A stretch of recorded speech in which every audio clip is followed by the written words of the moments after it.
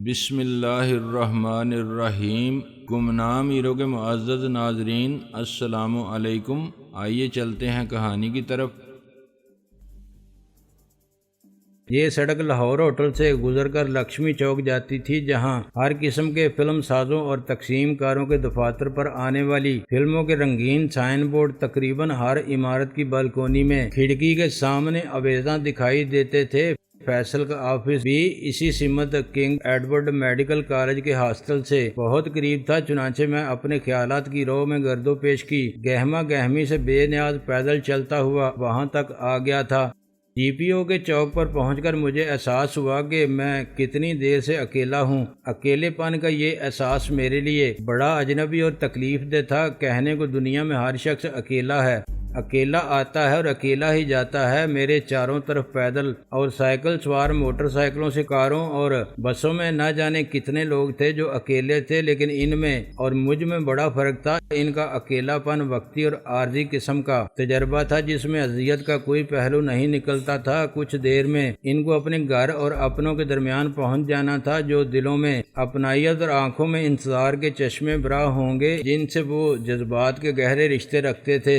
پودوں کی طرح جو درخت بننے تک زمین کے اندر اپنی جڑوں سے زمین کو جکڑتے جاتے ہیں، وہ اسی طاقت پر اپنے وجود، اپنے احساس اور اپنی شناخت کی بنیاد کو استوار کر سکتے ہیں، اور تحفظ کی یہی ضمانت ان کے ذہنی سکون کی ضامن ہوتی ہے۔ ایسا میرے ساتھ نہیں تھا۔ اس شہر میں میرا نام جاننے والے اور میرے صورت آشنا سینکڑوں نہیں ہزاروں تھے، جو میرے دوست تھے اور دشمن تھے، اور دوستی کا دم بھرنے والے آستین میں تشنا پنہان ہاتھ میں خنجر لیے پھرتے تھے، اور دشمن نظر آنے والے جن کے دل میرے اکیلے پن کے دکھ سے دکھی تھے۔ میرے پاس خدا کا دیا وہ سب کچھ تھا جس کی کوئی بھی تمنا کر سکتا ہے اور جو دنیا میں کامیابی کی سند سمجھا جا سکتا ہے، لیکن اچانک مجھے شدت سے احساس ہو رہا تھا کہ سب کچھ میرا ہونے کے باوجود میرا کچھ بھی نہیں رہا تھا۔ میرا ماضی ناصر عظیم کے اثاثے تھے، وہ اثاثے جن میں اس کے لیے کامیابی کے غرور اور خوش قسمتی کی طمانینت کے سارے اسباب شامل تھے۔ اس کا ایک گھر تھا جہاں خون کے رشتوں سے زیادہ مقدس اور حفاظت کرنے والے رشتے میسر تھے۔ ولدیت کے خانے میں لکھا ہوا نام تو فقط ایک بے تصور خیال تھا، ورنہ باپ کے مثالی کردار کی ساری شفقت اور محبت، ذمہ داری کی سخت گیری اور سرپرستی کا احترام رکھنے والی کرنل خان کی وہ شخصیت تھی جس کی عظمت کے سامنے میرا سر خود بخود جھک جاتا تھا۔ پھر چندہ تھی میری زندگی کے صحرا میں کھلنے والی چاندنی، جس کے طلسم نے مجھے پوری طرح اسیر کر لیا تھا۔ ایک بھائی کی ضرورت پوری کرنے کے لیے ڈاکٹر کمال فاروقی تھا۔ ایسے بھائی بھی کسے نصیب ہوں گے، اور ایسے دوست کہاں ہوں گے جو شرافت، خلوص اور وفاداری کے مجسم پیکر ہوں، اشرف انسانیت ہوں، اور اتنے کشادہ دل کے جان بیچنے کو آئے تو بے دام بیچ دی۔ اور پھر ان سب سے بڑھ کر وہ پیار اور معصومیت کا نازک سا احساس رکھنے والی قمر جیسی بہن، جذبات کی گہرائی میں سمندر اور خیالوں کی بلندی میں ہمالیہ چاکلیٹ کے لیے رونے لگتی تھی، اور ناقابل یقین خود اعتمادی کے ساتھ اپنا بوتیک چلاتی تھی۔ میرا وہ گھر کہاں رہ گیا تھا؟ اس گھر کو میں نے اپنے پیچھے کیوں چھوڑ دیا تھا؟ اس طرح کے پھر لوٹ کر جانا بھی آج اپنے اختیار کی بات نہیں رہی تھی۔ یوں تو بہت کچھ تھا جو وقت کی راہ گزر پر ایسے رہ گیا تھا جیسے رات کی تاریکی میں سفر کرنے والی ٹرین کے مسافر کے لیے وہ گمنام ریلوے اسٹیشن جہاں سے ٹرین رکے بغیر گزر گئی ہو۔ ایسے اسٹیشن بھی کم نہ تھے جہاں میری زندگی کی گاڑی کسی جنکشن کی طرح کھڑی رہی تھی، مگر ہر جنکشن سے میری منزل کی سمت بدل گئی تھی، اور میں نے اسے نوشتہ تقدیر سمجھ کے قبول کرتے ہوئے سفر جاری رکھا۔ میں کسی احساس زیان سے دوچار نہیں ہوا تھا، کسی کی خلش نے مجھے پریشان نہیں کیا تھا۔ زندگی ایسی ہی راہوں پر نئی منزلوں کا مسلسل سفر ہے، خوب سے خوب کی جستجو ہے، کامیابی اور اس کے بعد والی بڑی کامیابی کی تلاش ہے۔ خانے اعظم کے گھر تک زندگی گاڑی میں کتنے جنکشن آئے تھے۔ ایک یتیم خانے سے سفر کا آغاز کرنے والی ٹرین کس کس اسٹیشن پر رکی تھی؟ شادو، ڈاکٹر مشہود، ہیر رانجھا، نیلم۔ کچھ اسٹیشنوں کے نام بھی کتنے عجیب لگتے ہیں، مگر لاہور تو لاہور ہے۔ لاہور کبھی کسی کے لیے بھی سنگاپور نہیں ہو سکتا، خواہ کوئی ساری عمر لاہور سے باہر گزار آئے۔ لیکن لاہور جو ایک احساس کا نام ہے باقی رہتا ہے، کیونکہ ہر جگہ آدمی تو وہی رہتا ہے۔ پھر یہ کیسے ممکن ہوا کہ میں جو ناصر عظیم تھا شاہ عالم ہو گیا اور میں نے احساس کے تعلق کو پیچھے چھوڑ دیا، جس سے میری شناسائی کا رشتہ ایسا ہی تھا جیسا کسی کا اپنے شہر سے اور شہر کی ایک گلی سے اور گلی کے ایک گھر سے اور گھر کے آنگن اور اگنے اور بڑھ کر تناور درخت بن جانے والے پودے سے اس کی گھنی چھاؤں کی خوشبو سے ہوتا ہے۔ وہ سب میں نے کہاں، کیسے اور کیوں گنوا دیا جو ناصر عظیم کا تھا۔ اس کا نام، اس کے رشتے، اس کی کامیابیاں اور اس کا غرور، اس کا وہ گھر نہیں رہا، وہ دولت نہیں رہی، وہ کاروبار نہیں رہا، قمر اس کی بہن نہیں رہی، چندہ اس کی راحت جان نہیں رہی، فاروقی اس کا دوست نہیں رہا۔ اپنے پرانے چہرے کے باوجود وہ آج کسی کے لیے ناصر عظیم نہیں۔ سب اسے پہچاننے سے انکار کرتے ہیں۔ وہ کسی کو یقین نہیں دلا سکتا کہ وہ ناصر عظیم ہے۔ کوئی اس کی قسم پر اعتبار نہیں کرے گا، کوئی اس کی بات ہی نہیں سنے گا۔ میں نے قمر کی پرورش کی تھی اپنی زندگی سے بڑھ کر۔ اس ذمہ داری کو عزیز تر جانا تھا، مگر آج اس کی زندگی کا سب سے اہم دن تھا جب وہ اپنے خوابوں اور ارمانوں کی منزل مراد پانے والی تھی تو بھائی کے دست شفقت سے محروم تھی۔ میں ایک اجنبی تھا جس سے اجازت نہ تھی کہ اس کے سر پر ہاتھ رکھ کے اسے دعا بھی دے سکوں۔ چندہ اور خان اعظم اور فاروقی سب کسی اور گھر کے، کسی اور شہر یا ملک کے رہنے والے تھے۔ وہ کسی دوسری دنیا کے لوگ تھے جو مجھے نہیں جانتے تھے، میرے خیالات کی زبان ہی نہیں سمجھتے تھے۔ حالات کی ستم ظریفی نے مجھے شاہ عالم بنا دیا تھا۔ وہ سب کچھ زبردستی مجھے دے دیا تھا جو شاہ عالم کا تھا۔ اس کا نام، اس کا گھر، اس کی بیوی، اس کی دولت، سیاسی ساکھ، پارٹی عہدہ، عزت اور ذلت، نیک نامی اور بدنامی، دوستی اور دشمنی، اچھائی، برائی، ثواب، عذاب۔ مگر آج شاہ عالم کے پاس کچھ بھی نہیں تھا۔ شاہ عالم بھی اپنی دنیا میں اکیلا اجنبی تھا۔ ناصر عظیم نے شاہ عالم کے نام سے جو بھی حاصل کیا تھا سب گنوا دیا تھا۔ اس کا قصر عالی شان ہاؤس شاہ عالم ہاؤس، اس کی انقلابی سوچ رکھنے والی پارٹی PJF جس کا وہ چیئرمین تھا، اس کو چیئرمین تسلیم کرنے والے ساتھی جانثار اور نام لیوا، اس کی لامحدود دولت و جائیداد اور اس کا کاروبار باقی رہ گئے تھے صرف اس کی جان کے قرض خواہ جو ایک بار اپنے وطن کی ناقابل تسخیر سیاسی روایات کے مطابق اسے شہادت کے منصب پر فائز کر چکے تھے اور پوری شان و شوکت کے ساتھ اس کے شہید جسم کو ایک شایان شان مزار کی جگہ تک پہنچا چکے تھے، مگر تقدیر کے مداری ہاتھوں نے ان کا سارا کھیل چوپٹ کر دیا۔ قضا کے تیر کا نشانہ شاہ عالم ہی بنا، لیکن دیکھنے والی آنکھوں نے دیکھا کہ وہ زندہ ہے جسے ہزاروں لاکھوں سوگواروں کی موجودگی میں سپرد خاک کیا گیا تھا۔ ناگہانی اتفاقات سے اپنے وجود کو ثابت کرنے والے دستے غیب نے ان سب کی آنکھوں کے سامنے وہ پردہ پھیلا دیا تھا کہ ان کی نظریں حقیقت کے فریب کو سمجھنے سے قاصر تھیں۔ اب شاہ عالم کے وجود کو حرف غلط کی طرح مٹا دینے کا عہد رکھنے والے اس کے نام کو بھی لوح جہاں سے مٹانے کے لیے صف بستہ ہو گئے تھے۔ شاہ عالم سے اس کی پارٹی چھین لی گئی تھی۔ شاہ عالم کو چیئرمین کے عہدے سے محروم کر دیا گیا تھا۔ شاہ عالم پر دوہرے قتل کے الزامات تھے۔ شاہ عالم نے آج خود اپنی بیوی کو طلاق دے دی تھی، خود اعلان کر دیا تھا کہ اس نے اپنی پارٹی کے تمام معاملات سے دستبرداری قبول کر لی ہے۔ اس نے رکشی کو بھی بتا دیا تھا کہ جو شاہ عالم کا تھا وہ سب اسے مل جائے گا۔ ناصر عظیم کے پاس اب شاہ عالم کے نام کے سوا کیا رہ گیا تھا، اور اس نام کے ساتھ بھی رسوائیاں تھیں، عداوتوں کے جان لیوا سلسلے تھے، سیاسی رنجش اور کاروباری رکاوٹ کی خون آشامی تھی، پچھتاوا تھا، نفرت تھی اور خوف تھا۔ ناصر عظیم نے شاہ عالم بن کے اپنا ماضی ہی نہیں مستقبل بھی داؤ پر لگا دیا تھا، اور اسے تقدیر کے ہاتھوں دوہری مات ہو گئی تھی۔ نہ خدا ہی ملا، نہ بسالے صنم، دھوبی کے کتے، نہ گھر کے نہ گھاٹ کے۔ تو پھر اب تم کہاں جاؤ گے؟ اگر تم ناصر عظیم بھی نہیں ہو اور شاہ عالم رہنا بھی تمہارے لیے ممکن نہیں تو پھر تم کیا کرو گے؟ آخر تم ہو کون؟ وہ گدھے جس کے ضمیر پر صرف الزامات کا بار ہے اور شرمندگی اور رسوائی کا بوجھ ہے، یا ایک عظیم سیاسی رہنما جو اپنی ذہانت باضمیر سیاست کے انداز سے اس قوم کو انقلابی قیادت فراہم کرنے کا زوم رکھتا تھا؟ جو نقش کہن تم کو نظر آئے مٹا دو۔ اگر اپنے علامہ اقبال صاحب یہ فرما گئے ہیں تو پھر غالب کی طرح چلاتے کیوں ہو مسٹر پرائم منسٹر کہ یا رب زمانہ مجھ کو مٹاتا ہے کس لیے، کیوں سوال کرتے ہو کہ میں کون ہوں، ایک ایک سے پوچھتا ہوں کہ جاؤں کدھر کو۔ کیا زبردست لطیفہ ہے، ارے بابا ہماری طرف سے جہنم میں جاؤ۔ یہ آخری جملہ میرے پاس سے گزرتے ہوئے کسی نے مجھ سے نہیں کہا تھا، مگر میں ایسے چونک پڑا جیسے اس کا مخاطب میں ہی تھا۔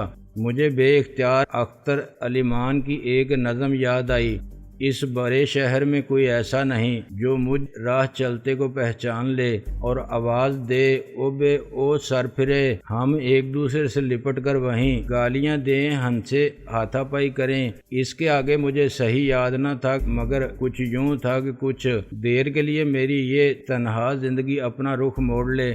ابھی تک کسی نے بھی مجھے پہچان کے نہیں کہا تھا کہ ارے آپ شاہ عالم صاحب، کسی نے روک کے نہیں پوچھا تھا کہ تم ناصر عظیم ہی ہو نا یار، کہاں تھے اتنے دن سے اور تم پیدل جا رہے ہو، کمال ہے یار۔ شاہ عالم کی شان، اس کا غرور اور طاقت خواب پردہ ہو گئے تھے۔ ناصر عظیم نے خودکشی کر لی تھی اور شاہ عالم بن کے دوسرا جنم لیا تھا۔ آدمی کے اعمال اچھے نہ ہوں تو دوسرے جنم میں وہ دھوبی کا کتا بھی ہو سکتا ہے۔ عقیدہ برحق نہ صحیح، میری زندگی کا استعارہ اور کیا ہے۔ میں نے گھبرا کے ایک ٹیکسی کو روک لیا۔ چلو۔ کہاں چلوں سر؟ شاہ عالم ہاؤس، ڈرائیور نے کہا۔ میں خوفزدہ ہو گیا، نہیں وہاں کیسے جا سکتا ہوں میں شاہ عالم نہیں ہوں۔ اس نے مجھے پلٹ کر دیکھا۔ اچھا پھر آپ کون ہیں؟ تم کیوں پوچھ رہے ہو کون ہو تم؟ میں اسے غور سے دیکھتا، اور میں جو بھی ہوں تمہیں اس سے کیا؟ اس نے گاڑی آگے بڑھا دی۔ آپ نہ بتائیں، آپ کی مرضی، لیکن آپ پریشان ہیں یا بہت نشے میں ہیں؟ آپ نے مجھے نہیں پہچانا، مگر میں نے آپ کو پہچان لیا ہے۔ میں نے ایک گہری سانس لی اور ٹیکسی کی پچھلی سیٹ پر نیم دراز ہو گیا۔ پہچاننا کیسا؟ مجھے اس کا نام بھی یاد آ گیا تھا۔ اس کا نام سعید ملک تھا۔ ایک بار اس نے مجھے شاہ عالم ہاؤس پہنچایا تھا۔ وہ ایک تعلیم یافتہ، ذہین اور باغیانہ خیالات رکھنے والا نوجوان تھا۔ میں اس کی باتوں سے اتنا متاثر ہوا تھا کہ میں نے اسے مجبور کیا تھا کہ وہ پھر مجھ سے ملے۔ میں نے محسوس کیا تھا کہ وہ میرے لیے ایک قابل اعتماد ساتھی ثابت ہو سکتا ہے۔ میں نے اسے دھمکی دی تھی کہ اسے زبردستی بلوانا میرے لیے مشکل نہیں، اور وہ اس وقت میرے ڈر سے مان گیا تھا، مگر لوٹ کے نہیں آیا تھا۔ کچھ دیر پہلے مجھے تقدیر سے گلہ تھا کہ مجھے اس بڑے شہر میں پہچاننے والا بھی کوئی نہیں، اور اب ایک شریف آدمی نے بڑے خلوص سے مجھے شناخت کر لیا تھا، تو میں مجبور تھا کہ پھر اپنی اجنبیت کے خوابوں میں چھپ جاؤں۔ میں نے پرسکون ہو کے کہا، یہ بڑی عجیب بات ہے۔ وہ ٹیکسی چلاتا رہا۔ اس نے پھر سوال نہیں کیا کہ مجھے کہاں جانا ہے۔ میں نے اپنی بات جاری رکھی، یہ اتفاق کئی بار ہوا ہے میرے ساتھ، لوگ مجھے شاہ عالم سمجھ لیتے ہیں، کوئی سیاست داں ہے وہ، کیا میری صورت اس حد تک ملتی ہے؟ اس نے پیچھے پلٹ کر مجھے دیکھا اور مسکرایا۔ آپ نے تو مجھے شک میں ڈال دیا ہے سر۔ کیسا شک؟ مجھے شک ہو رہا ہے کہ میں نشے میں ہوں۔ تم کیا سمجھتے ہو میں جھوٹ بول رہا ہوں؟ میں نے خفگی سے کہا۔ اگر میں شاہ عالم ہوتا تو ایسے کہاں ہوتا، یہاں اکیلا ٹیکسی کی تلاش میں؟ ہونے کو دنیا میں کیا نہیں ہو سکتا سر۔ بہادر شاہ ظفر کو 2 گز زمین بھی نہ ملی کوئے یار میں، اور پھر شاہ ایران کو۔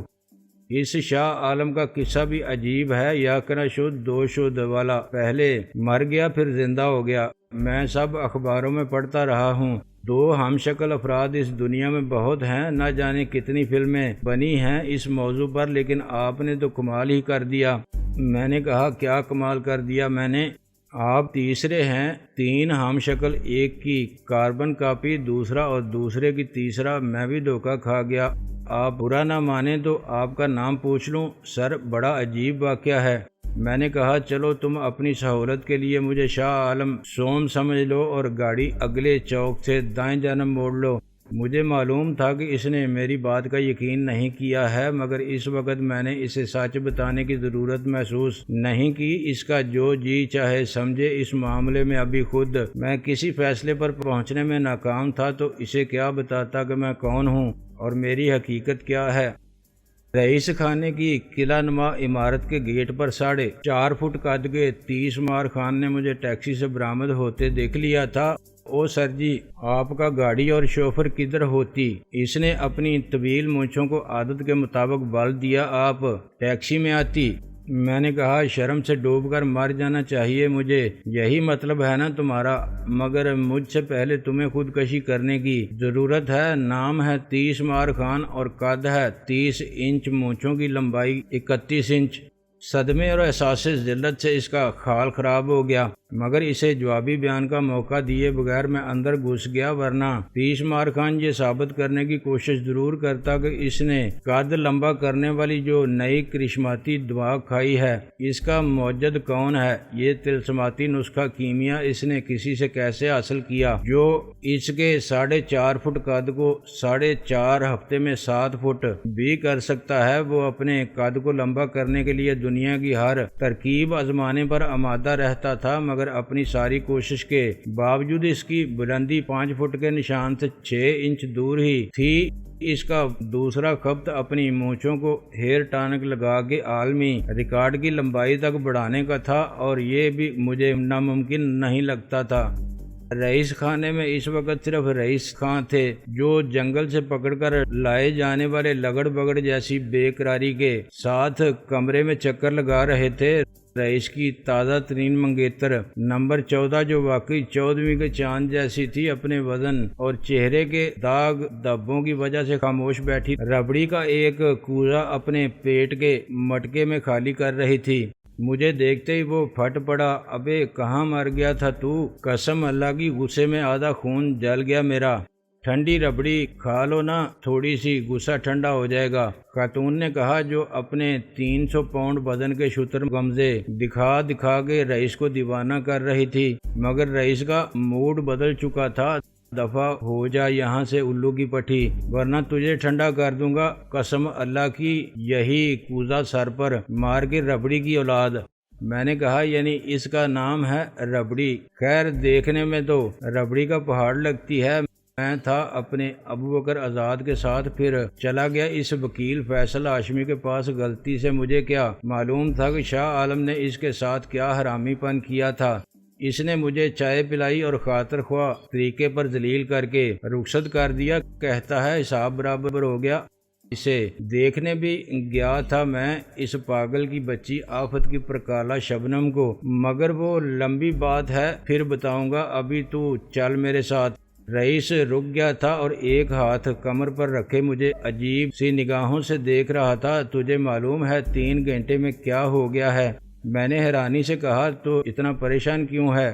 بہت پریشانی کی بات ہے پیارے۔ اس نے صوفے پر بیٹھ کے اپنا سر دونوں ہاتھوں میں تھام لیا۔ ملک بخش مندرال کا قتل ہو گیا ہے۔ میں اس کے سامنے والے صوفے پر گر گیا۔ یار رئیس، یہ تو کیا کہہ رہا ہے؟ ایسا کیسے ہو سکتا ہے؟